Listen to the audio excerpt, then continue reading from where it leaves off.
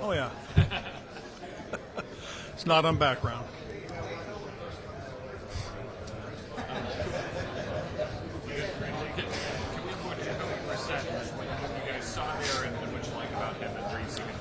Well, a couple things about Jacoby. First of all, when you target guys, you want to do background and kind of see how people feel about him, see if there's any issues or anything. And the biggest thing we kept hearing was, man, he was great to be around young quarterbacks.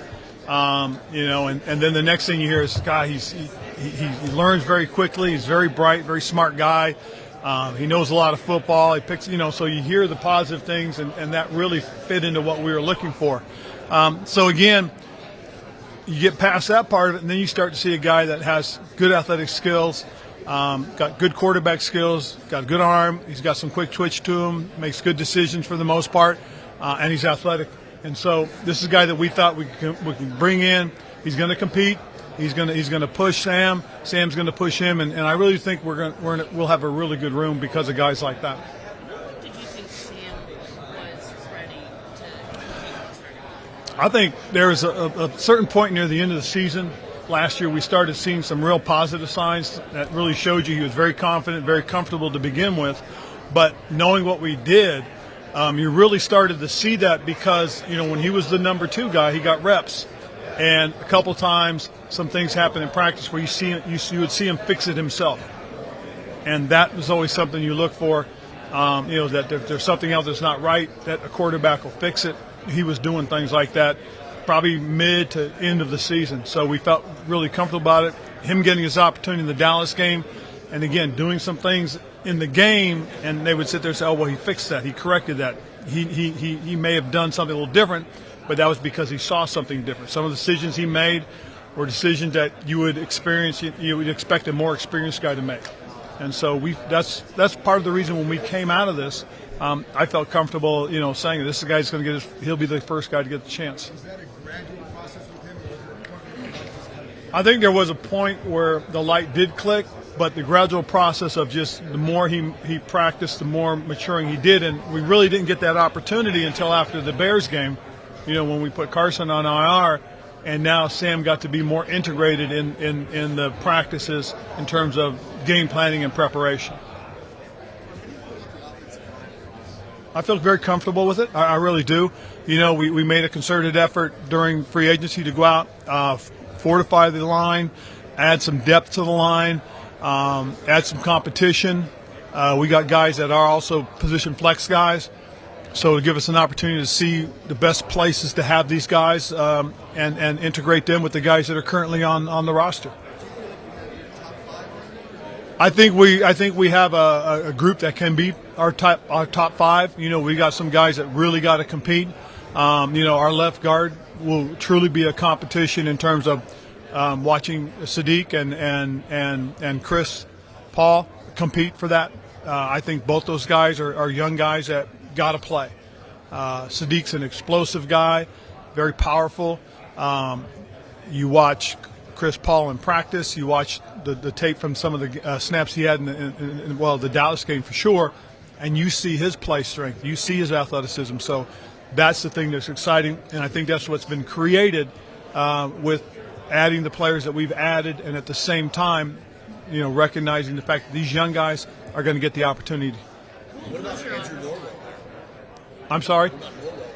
Andrew's going to be there. We've got to go through the process and finish up all of our evaluations, and we've got to get through the draft as well. Well, we haven't had an opportunity to finish the announcements and everything with everything that's been going on, so we will take care of that first opportunity very quickly. But we have a guy that's on staff that we feel very comfortable with him. To go back to the quarterback situation, you mentioned you saw development with Sam as the year went on. For you obviously took big swings at that spot the previous 2 years. When did you decide you were going to go more of that route under Sam with a younger quarterback? Well, I think in seeing his development and his growth, and also for what we want to do. I mean, we're in position right now that we can sign guys because of the quarterback situation. We have, Jacoby with his contract, and now we got Sam on a rookie's contract. So, we have a moderate, hit from that position, and which allows us to do some of the things that we did. We were fortunate we were able to work with Duran and his agent and get him a contract that was friendly for us. It helps us out. With Duran's contract, it's one of those things that looking back at the things that we've done and the way we did the contract. Same thing for all the other ones that we worked on. We did the May thing with the payouts. That's something that we did. We've done since I've been here. We did some of that in Carolina. It's just part of it, and we do those things, because again, it's friendly for us and gives us an opportunity to continue to do what we've done. Real good opportunity this year to roster build, to bring people in and put them in position, and a lot of it has to do with the quarterback number between the guys that we have right now. When you started this offseason, was it the plan from the outset to keep it younger, relatively, and Yes. offensive quarterback? Yes. So is that Yes. the main impetus for really going with Sam? Yes. That's not the main reason. The main reason we go with Sam because we think Sam's going to be a good football player. We really do. It's one of those things that I've talked to a couple entities that typically do these write-ups about the draft. And when you go to them and you ask them, hey, can you tell me what did you guys have on Sam if he had come out in 2021? Okay. I had a number of them tell me that they had first-round grades on him. Okay, go back and call them. And it's, the people at Pro Football Focus. I did a thing for them at the Super Bowl.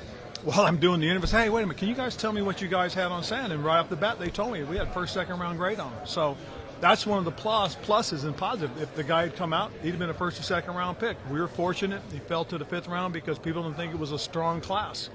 Remember, he was the front runner for the Heisman that year. And, coming out of a season where he lost 3 offensive linemen to the draft, the tight end to the draft, wide receiver, Diami, to the draft, and 2 running backs. That's 7 primary players off of an offense that was very dynamic and explosive. Go back and research that and see those things, and you'll see what we've seen. And I really do believe that. So I don't think this is as much a wild shot as people think it is. And again, part of it is because you watch a young man like Brock Purdy have the season that he had last year, and you would like to think, wow, we have a guy that's got the same type of ability and skill set. Obviously, with Lamar Jackson out there, everybody's going to wonder why not. Well, I mean, again, it's you look at what the impact on your roster building is. What were the assets we'd have to use to get him? What would the financial impact be? I mean, these are things that we have to think about, separate of anybody else. This is why we did what we're doing. Okay, we were able to keep the defensive line guys that we have in place. We've got a couple other guys we got to think about on the defensive side. 3 guys actually that we really feel are part of the core that we're trying to put together. We want to build up the offensive line. We got some dynamic playmakers. So we're in a position now. If you want to do something different, it may impact those dynamic playmakers, that front that you're trying to build. I mean, we are roster building, I think, for the first time. And feel really good about being able to do the things that we're doing right now. Did you ever get to a point where when Lamar, the situation was happening, we were like, maybe let's try to look into it at all? No, we never did, Darren. We honestly never did. It was just something that we just didn't feel suited what we wanted to do. I know he's a tremendous talent. I know he's a player that can impact your team. I just didn't think, and we sat down and talked about it, that was the direction for us as a football team. When you mentioned roster building, what made this the right time? Well, I think where we are with our playmakers on the offensive side of the ball, we've got a tremendous skill set of tremendous number of guys that have a terrific type of skill set that fits. You sit there and you watch what Kansas City did, and you see those things, and you think to yourself, wow, we've got to be able to distribute the ball that way, get it into their hands quickly, let them be dynamic and explosive, and then you say, okay, what can we do in terms of that? Well, we can look at some guys in free agency that are at a certain age and bring them in. Okay, so we wanted to be active and approach it where we can get guys that are in their 5th year, guys that are developed or at that precipice of taking the next step. That's what we did on the offensive line, looking at those guys, then take a step back and then just say, you know what, now we can add some more pieces to the puzzle through the draft, and that stuff will keep your cap down and then allow for us to continue to build. When you're looking at younger corners, younger DBs in general, what are the must-have skill sets? More than anything else is ball skills. Okay, a big part of it is the way Jack does things. You know, there's a lot of opportunities, and you know we've missed a number of them. You know, we had chances for more takeaways in the last couple of years, and we just hadn't done it, and we need to. And I know it's an emphasis. You know, when I sit in those meetings with Jack and the staff and the defensive players and listen to their emphasis on takeaways, listen to the emphasis on the way we play the coverages that we use, play the defenses that we have, there are opportunities. And so that's something we talk about, is that guys that can play with vision, guys that have the ability to break on the ball and make those types of plays are what we're looking for. This safety position, do you feel like there's been more importance placed on that position? Oh, absolutely. Well, I think a big part of it, more than anything else too, Nikki, is just the fact that when you look at the style of defenses people are playing, you know, you see a lot more of guys going in there with, you know, using 3 safety defenses, and those safeties have to have that kind of versatility for the most part, so that, you know, they can come down and play the nickel position or come down and play the buffalo position. They can fit the run, or they have the ability, the skill set to run with wide receivers in the slot. And that's been one of the emphases that we've had. And then you need a little more flexible defensive end that can drop into coverage on occasion, because now a team wants to come in and they want to be big against you. Well, you can go technically to a 3-4 front. And now that's requiring a little bit more from the offense. They've got to be able to adjust and say, well, you know, you can go from being a base defense and then also go to a 3-4 defense. They've got to prepare for that as well. So now there's a little bit more thinking as far as their game planning is concerned as well. So those are all things that we feel can help us. Quarterback thing for a second. When you talk about roster building, how much more of a challenge is it now with a quarterback contract? Well, what we really want to do is we want to look into how Kansas City's able to do it. You know, and I know there was when Coach Reed did one of his interviews, he talked about, you know, guys that have contracts that are friendly and give you the opportunity to continue to build your team.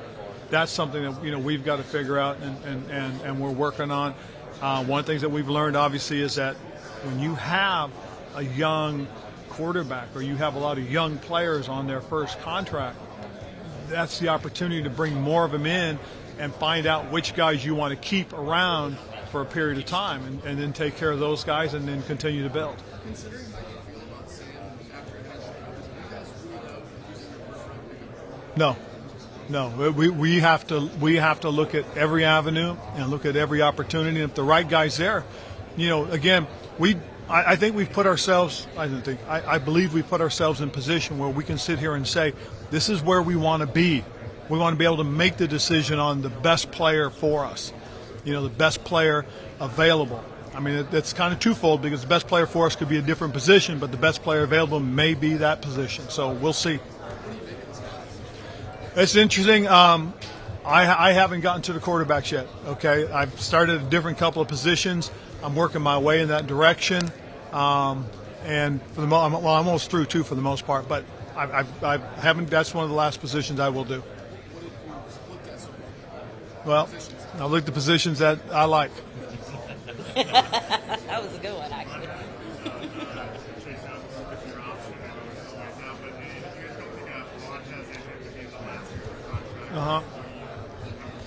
I think the biggest thing more than anything else is we'll continue to finish that process, you know, and I mean, Matt, we really are. I mean, it's one of those things that you've got to really think it through. You've got to be able to plan it out.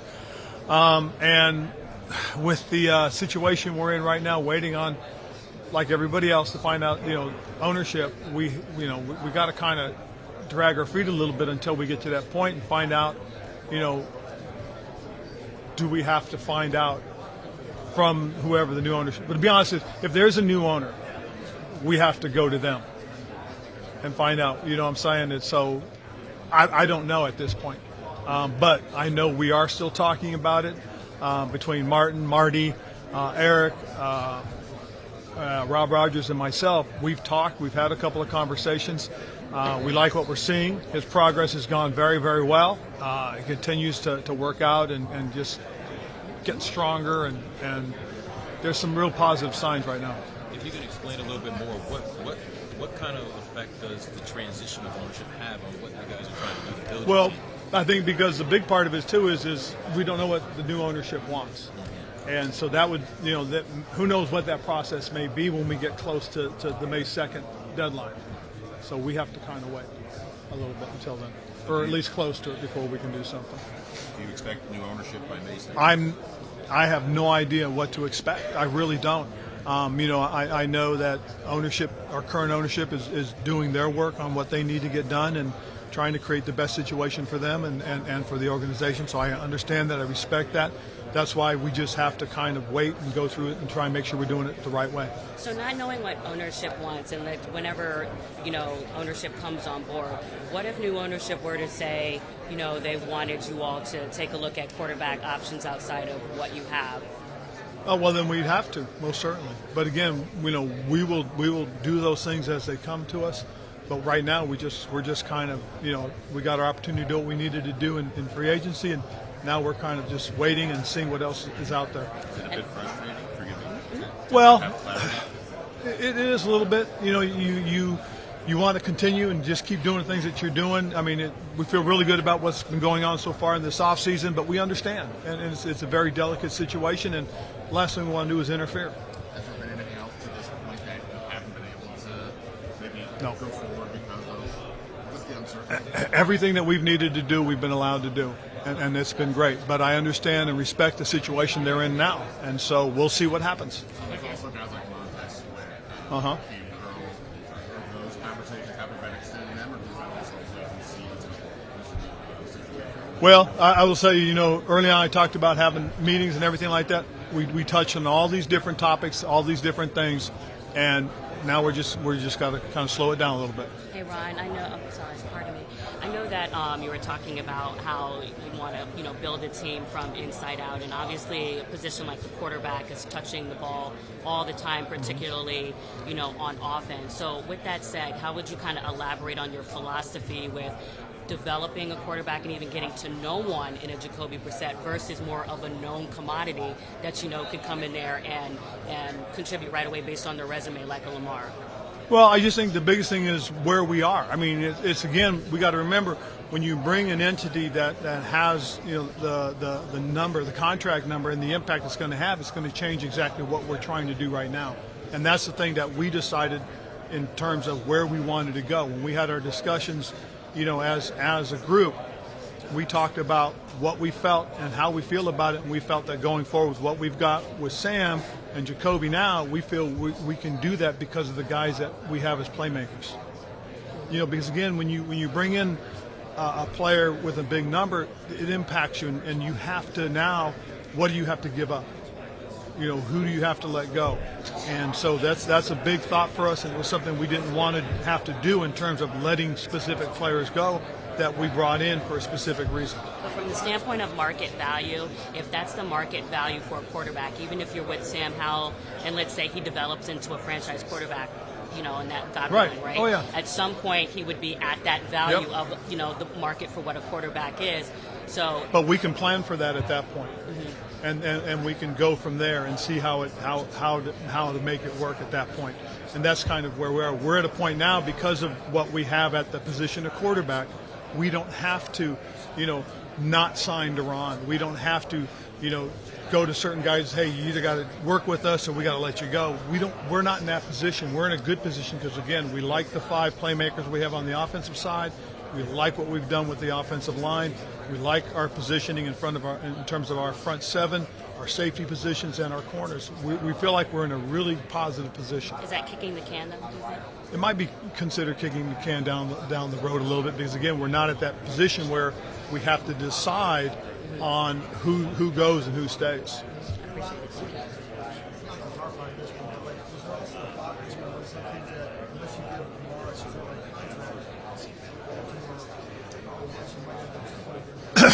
Yeah, I mean, well, I can't speak for anybody else, but for us, it was just something that we didn't want to do, and we wanted to do what we're doing right now. We really feel like we've roster built. We really feel like we're taking advantage of our cap situation to put guys in position, and I think that's what we believe is best for us.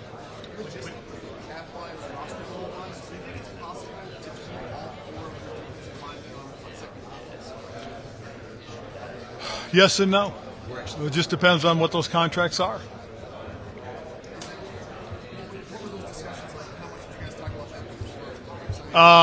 They were very in depth. You talked to a lot of what ifs. There's some unknowns. And again, it's part of what we went through early on with Duran, and it worked for Duran, and I'm very, very happy for him because again, it's up to you, and he said that's fine, and so we didn't pick it up, and what he did, went out and played very well, and he earned the contract, and he deserved it. You mentioned the motivation thing before for Chase, but is that something you think with him specifically that could be needed? Where'd you come from? I know. I know. You're stealth here. Yeah. No, with Chase, it's really all about the health more than anything else. I mean, again, one of the real positives, he saw Dr. Andrews. Dr. Andrews gave him a bill of clean health, very positive. Now for us, it's just okay. Let's go through this. Let's see how he continues, and then we'll see, and we'll continue to discuss it. On the ownership leg of things, have you had the opportunity to meet with any of these groups coming through the facility? Not necessarily. I inadvertently ran into one of the groups and just had an opportunity to say hello, and that was about it. I didn't. What did you learn from going through this in Carolina that you have been able to find out? Well, I think the biggest thing is in Carolina, the one thing I would really, when I get the opportunity, whenever, is just to sit down and talk about in-depth direction, planning, stuff like that, and really get into it. And that's really important because the sooner you can sit down and discuss it and go through it, the sooner everybody can get on the same page. And it was one of the things that we worked on quickly in Carolina.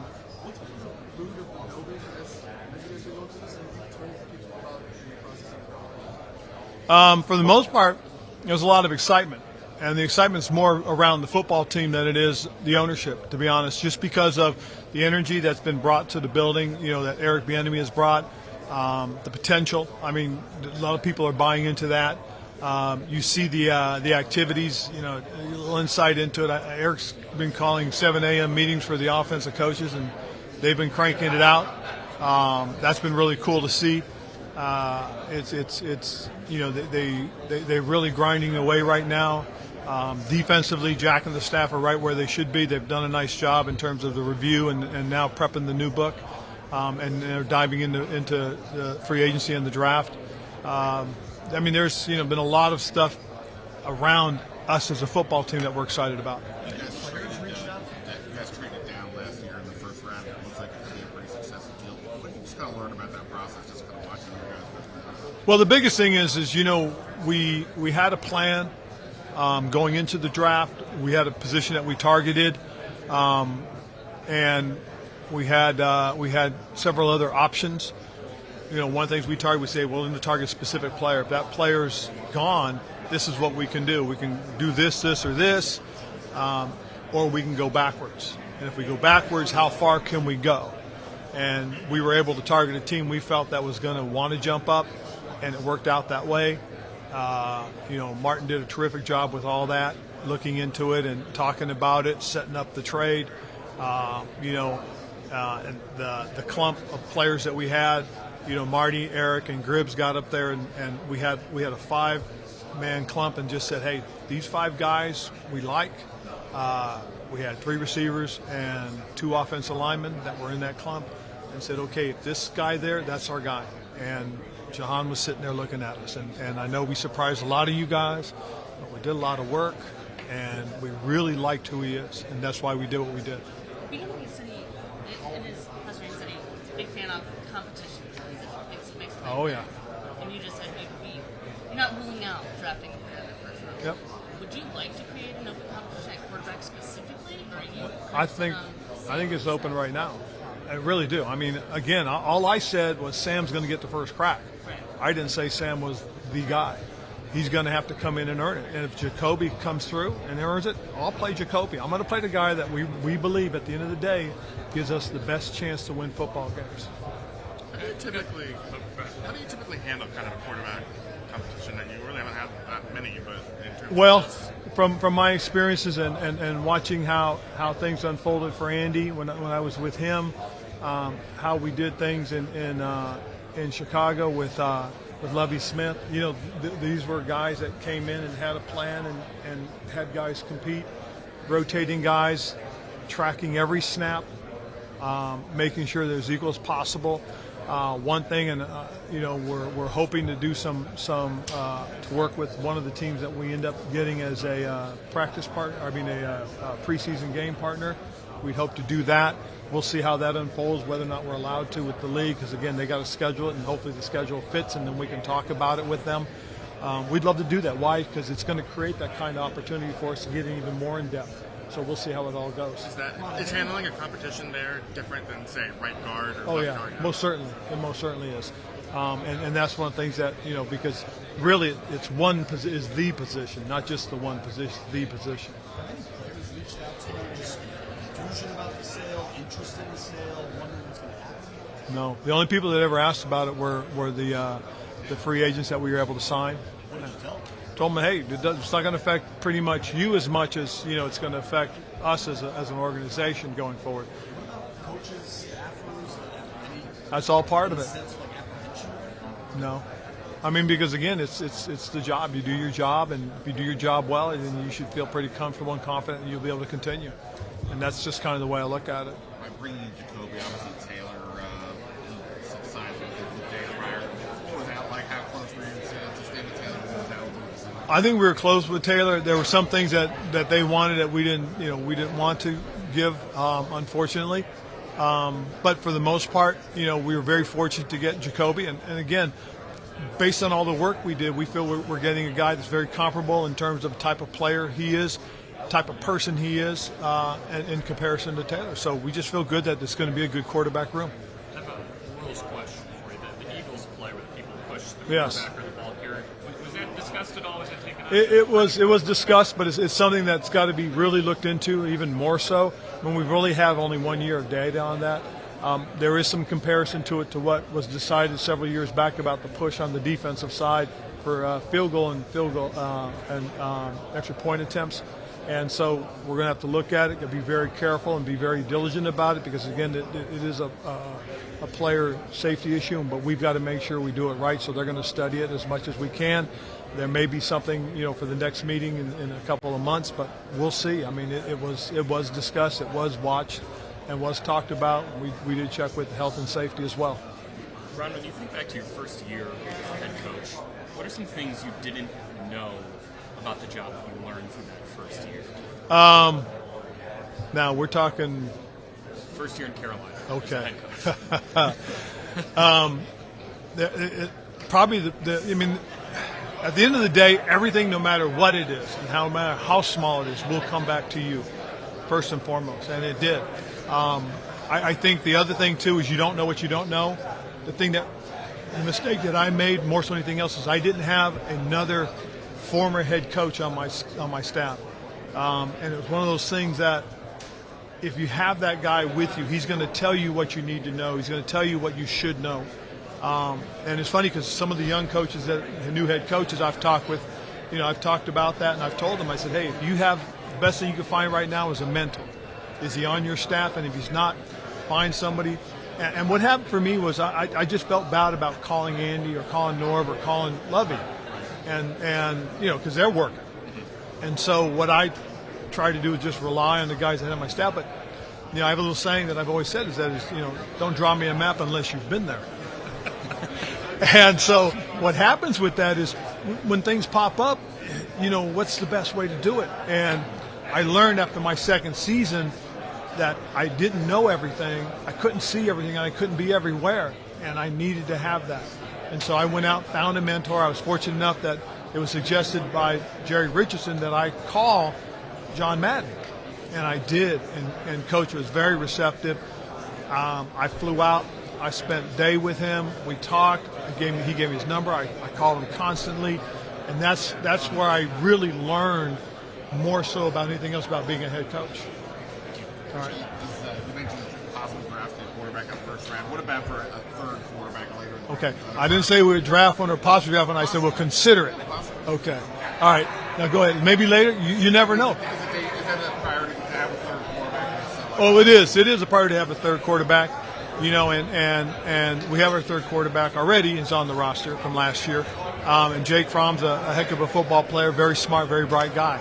But again, we're going to evaluate. We're going through the process. Like I said, I haven't done my quarterbacks yet. I got time. I got 2.5 weeks before I need to have all that done, which I will have it all done. I've progressed. I'm past halfway, so that's a good thing for us.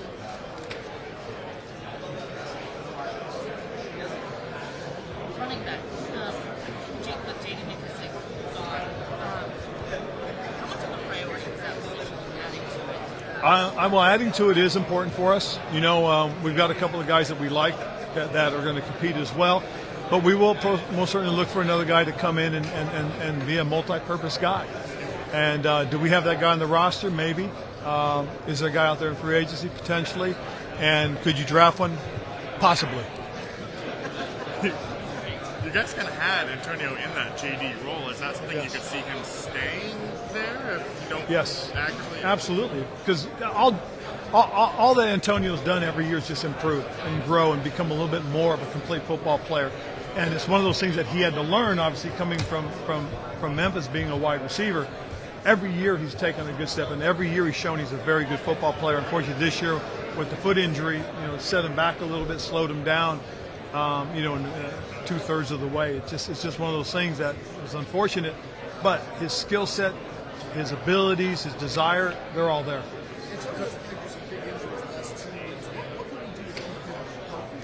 Well, I think a big part of it is, we got to look at, obviously, some of the things that he does in practice. We've got all the metrics that we use, and it's one of the things that I've asked our strength conditioning guys to look at some of those things that have happened through training camp. Coach, what do you remember about Coach McDermott calling plays? Now he called plays under you. What can you tell us about his play calling? He gets very aggressive. He really does. I mean, Sean is a guy that looks at the game and reacts very well. I've always thought he made good decisions. I always thought also that he had made good adjustments. But like I said, he tends to get aggressive, and every now and then I try to slow him down. But he's a very aggressive play caller. He's dynamic. He looks for the best way to use his guys. I mean, that's the one thing I always appreciated about Sean was his own guy when it came to that stuff. Can you tell me about Kyle Allen? You had him for 4 years. How's he fit in the room? Well, I know he and the other Kyle are going to get along tremendously. They're really good friends. They really are, and he's going to fit perfectly. Smart, very bright, good athlete, good football player. Throws a good ball, so he'll be a good addition for Buffalo. Thank you, Coach. All right. Ron, you say you've gone through a lot since you've been here. Where does this compare right now with the uncertainty for everybody in the franchise going forward? How does this uncertainty compare to what else has been done? Par for the course, man. It's what we deal with. It's what I've dealt with. It's what our organization has dealt with in the last 3.5 years. It's the unfortunate part of the game that things change, and you've got to be able to adapt and be able to go forward. And that's the thing that we have to be aware of.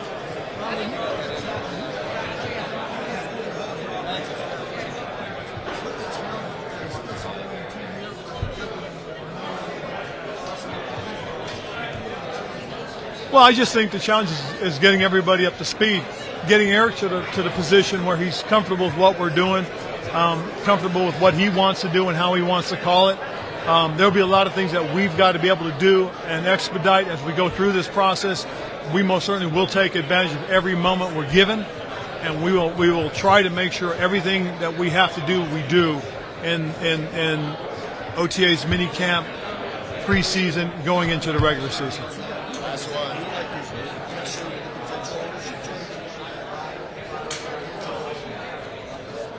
It's like I tell you guys, it's the pressure is what you make of it. I mean, I'm going into this that I'm going to do the job that I'm supposed to do the job that I've been doing, and do it, to where